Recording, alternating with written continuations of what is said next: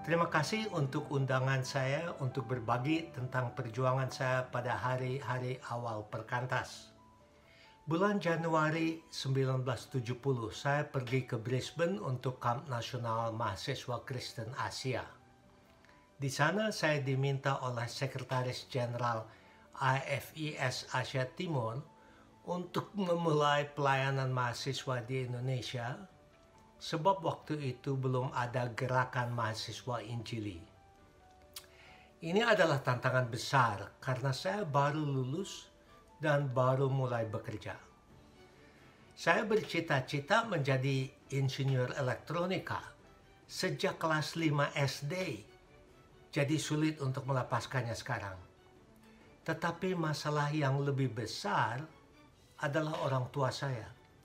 Sebab saya berasal dari keluarga bukan Kristen, satu-satunya anak laki-laki dengan 4 adik perempuan. Dan saya pertama yang mulai mendapatkan penghasilan.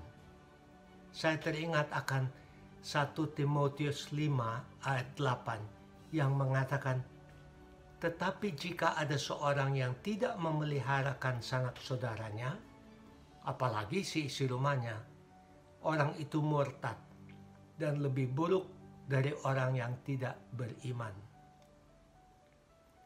Setelah kamp, saya kembali ke Sydney naik kereta api malam. Pesawat terbang waktu itu masih terlalu mahal.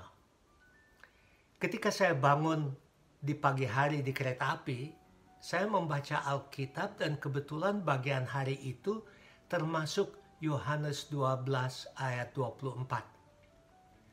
Sesungguhnya, jikalau biji gandum tidak jatuh ke dalam tanah dan mati, ia tetap saja satu biji.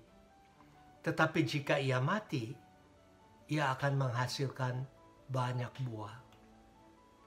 Bagi saya, itu adalah jawaban yang jelas dari Tuhan Yesus. Dan saya putuskan untuk patuh dan memulai pelayanan mahasiswa di Indonesia. 6 bulan kemudian saya sampai di Jakarta, bulan Juli 1970. Tantangan pertama di ladang adalah bagaimana menemukan mahasiswa yang mau PA.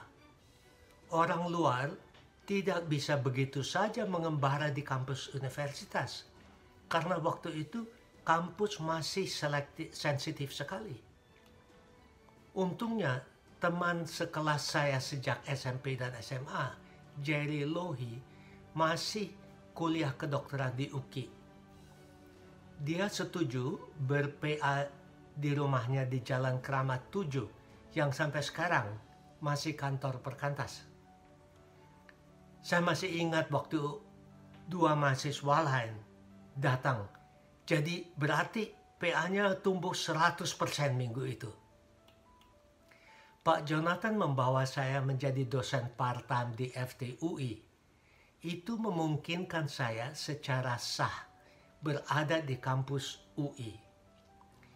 PA di FTUI dimulai dan belakangan mahasiswa dari Fakultas Kedokteran Gigi dan Ekonomi ikut. Tuhan juga memulai kelompok PA di Trisakti, Atmajaya, UKI, dan Tarumanegara. Pelayanan antar mahasiswi baru maju sesudah saya menikah dengan Jeanette tahun 1972 dan dia pindah ke Jakarta dari Sydney. Rumah kami di Rawamangun menjadi tempat berkumpul Perkantas dan banyak mahasiswi yang diasuh oleh Jeanette. Tantangan lain adalah tidak ada dukungan dari gereja sebab mereka curiga Perkantas akan mencuri pemimpin muda mereka. Puji Tuhan, sekarang banyak pemimpin gereja yang didikan Perkantas. Jadi apa yang bisa kita belajar dari pergumulan pada awal Perkantas? 2 hal. 1, rencana Tuhan pasti akan berhasil dengan atau tanpa kita. Kalau kita menolak panggilan Tuhan, Dia akan memanggil orang lain. Jadi jikalau Tuhan memanggil Anda, janganlah takut. tetapi bersyukurlah akan kehormatan menjadi alatnya. Kedua, jangan pernah lupa bahwa kita melayani Tuhan yang hidup, bukan perkantas atau diri kita sendiri. Kita telah diselamatkan melalui pengorbanan Yesus, sehingga kita bukan milik kita sendiri. Sebagai penutup, apakah tujuan hidup Anda? Kita hanya memiliki satu kehidupan. Biarlah kita jalani ini untuk kemuliaan nama Tuhan saja. Amin.